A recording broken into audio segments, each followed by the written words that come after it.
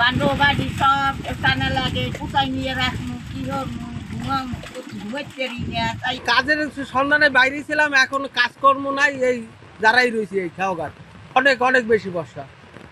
কি অবস্থা এলাকার অবস্থা? এলাকায় পানি উঠে গেছে অনেক জায়গা। না স্বাভাবিক মতো নয়, যাত্রী নেই তো, বৃষ্টি পড়লে কারণে যাত্রী খুব কম। কিন্তু আমরা কিছু লোক আছে অল্প করে চলাচলি বৃষ্টি দিচ্ছে, কিছু যাত্রী যাতায়াত করার জন্য, এই জন্য আমরা আসি জায়গায়। এই ঈদে জামা জুতো অ্যাক্সেসরিজের ডিসকাউন্ট।